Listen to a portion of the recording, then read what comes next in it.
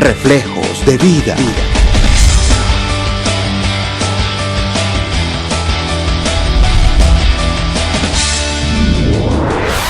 Dios ordenó las cosas para que el hombre pudiera habitar en esa creación que Él hizo.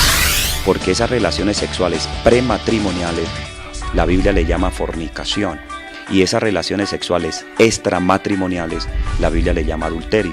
Llega una niña de 10 años y me dice, ahora entiendo, hermana, que Dios tiene una palabra para usted. Y entonces yo pues me asombré, dije, pues nunca pensé que el Señor pudiera hacer esto. Hola, soy Jean Camilo Pulido y esto es Reflejos de Vida. Todos en nuestras vidas hemos sido bendecidos por Dios de alguna manera, pero muchas personas no lo reconocen y aún se toman el atrevimiento de pensar que Dios no existe. En este programa vamos a hablar que Dios es real y que creemos en Él.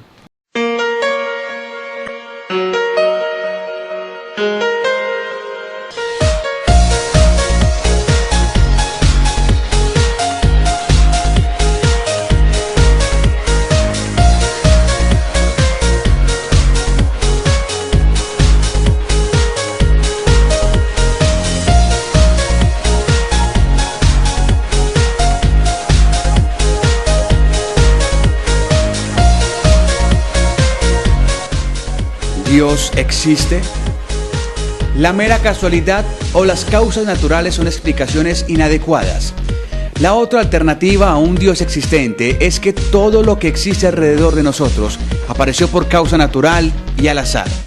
Sin embargo, lo que se ha probado y ha sido confirmado por la misma ciencia es que la vida no puede surgir de la no vida. Entonces, ¿de dónde viene la vida humana, animal y vegetal? ¿Dios creó el mundo o se creó solo?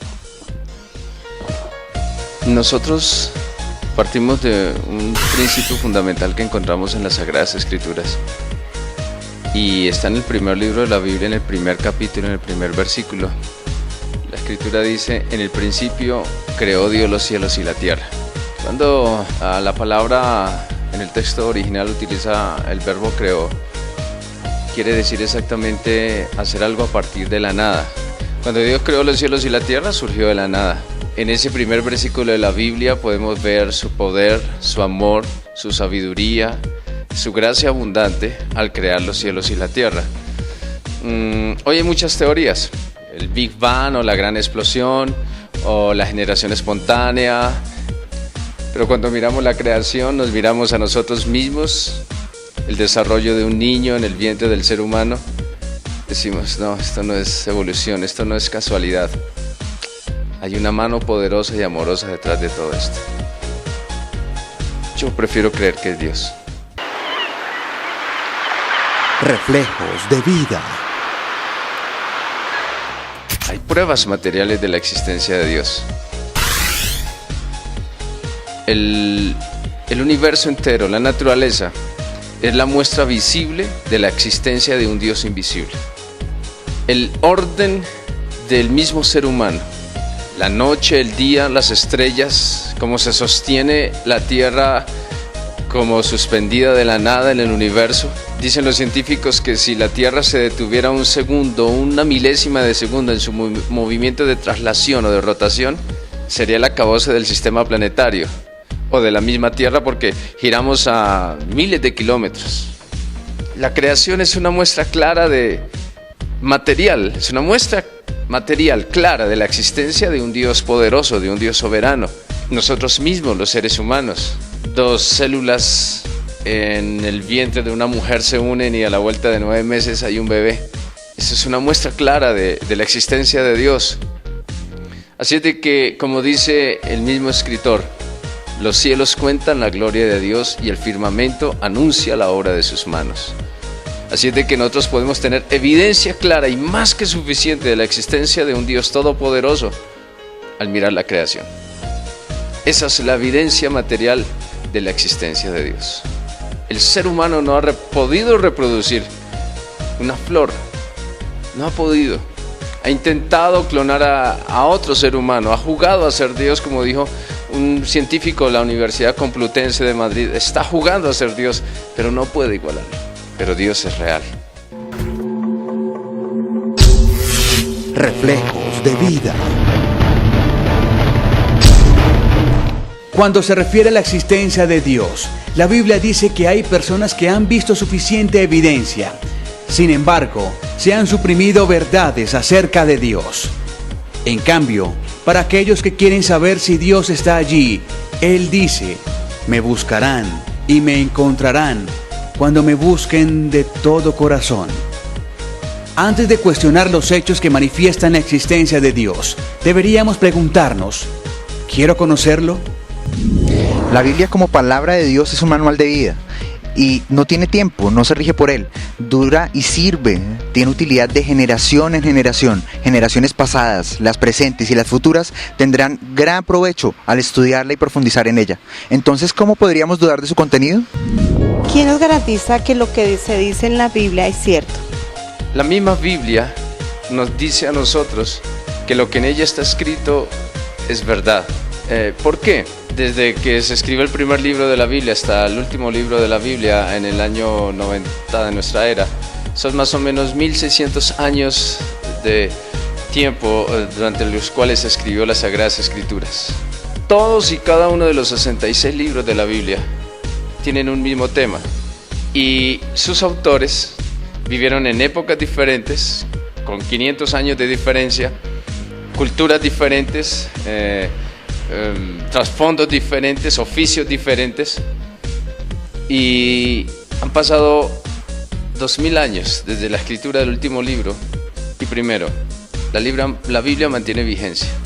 Ninguna persona del mundo, ninguna editorial o impresora puede negar que el libro más vendido del mundo cada año es las Sagradas Escrituras.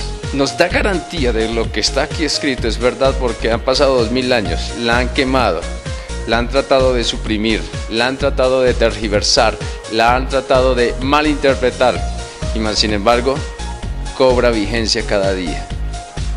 La Biblia misma declara ser la palabra de Dios. Repite esta declaración más de 3000 veces en sus 66 libros. Nadie puede leer el Antiguo o el Nuevo Testamento sin reconocer que los escritores creyeron haber recibido un mensaje de Dios. Es cierto que la ciencia tiene teorías y se rige por ellas, pero es irrefutable el hecho de que Dios es real. ¿La ciencia puede explicar los milagros? La sola definición de la palabra milagro quiere decir la intervención para alterar el orden natural de las cosas. Eso es un milagro, la intervención divina. Entonces la ciencia no puede explicar cómo hace 2000 años Jesús calma la tempestad. No podemos explicar cómo una persona estando enferma de un cáncer, al orar por esa persona, Dios la sana.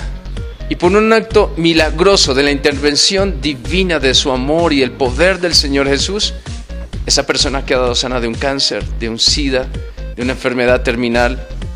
¿Quién explica eso? Es imposible, la ciencia no lo puede explicar. ¿Qué pruebas dio Jesús de su divinidad? Él hizo lo que la gente no puede hacer. Hizo milagros, sanó gente, ciegos, paralíticos, sordos, incluso resucitó personas.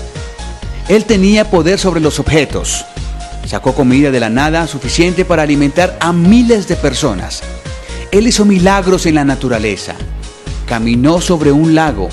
Ordenó detenerse a una fuerte tormenta para ayudar a sus amigos.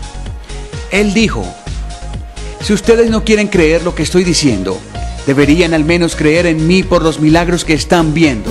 Patricia Madero es una mujer casada de 56 años, con un hijo de 9. Llegó a Fusagasugá hace 4 años y tiene muchas historias para contar. Yo me casé en el año 1997, tenía 39 años cuando me casé. Uno se casa con muchas expectativas y queriendo uno tener de pronto, digamos, yo siempre pensaba, hablábamos con mi esposo de tener 2 hijos. Y bueno, pues a veces las cosas Dios permite que sean de una forma diferente, ¿no? Un día pues ya decidimos que íbamos a tener hijos y resulta de que el médico encontró que yo tenía miomas.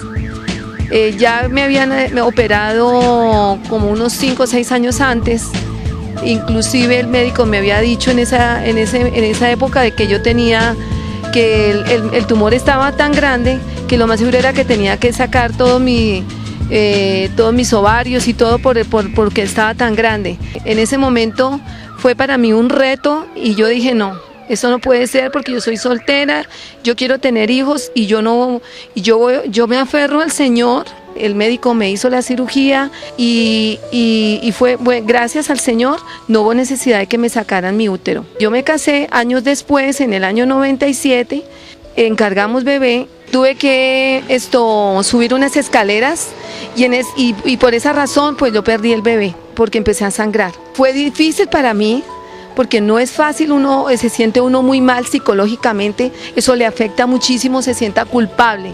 Y yo seguí proclamando la palabra del Señor en mi vida. Nuevamente, una segunda vez pasó lo mismo, quedé embarazada también, me cuidé y lo perdí de todas maneras. Y entonces para mí también lo mismo, pasé por una situación difícil, me sentía culpable, todo eso, pero nuevamente el Señor hizo la obra en mi vida, sacó ese dolor de mi corazón y continuamos adelante, orábamos con mi esposo, proclamábamos nuevamente la palabra del Señor. Los golpes de la vida hacen que las esperanzas se vean lejanas. Por ello, Patricia y su esposo llegaron a considerar la posibilidad de adoptar un hijo. No fue fácil, porque inclusive meses antes de que yo quedara embarazada de mi hijo que se llama Isaac, nosotros con mi esposo hicimos un curso de adopción. Dijimos pues en vista de que no tenemos hijos, de que no ha sido posible tener un hijo propio, pues vamos a adoptar. En ese momento yo sentí de parte de Dios que Dios me estaba hablando, espérate, no vayas a hacer algo que después te vayas a arrepentir. Con las circunstancias en contra y a pesar del diagnóstico de la medicina, Patricia tuvo un nuevo embarazo. Quedé embarazada nuevamente en el año 2002. Fui al médico, el médico me dijo, cuídese, y me cuidé. Mi hijo nació en julio 18 del 2003.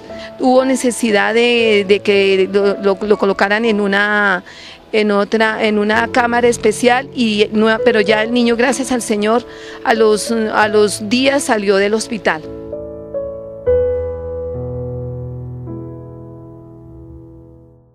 Bueno, esto fue Reflejos de Vida, fue un gusto estar con ustedes. Los esperamos en la próxima edición de este programa porque trataremos un tema súper especial. Vamos a hablar de un tema que a todos nos interesa y es ¿cuál es la misión en esta vida? ¿Cuál es la misión que Dios nos ha entregado a nosotros para que ejerzamos en este mundo? Nos vemos, chao, Dios los bendiga.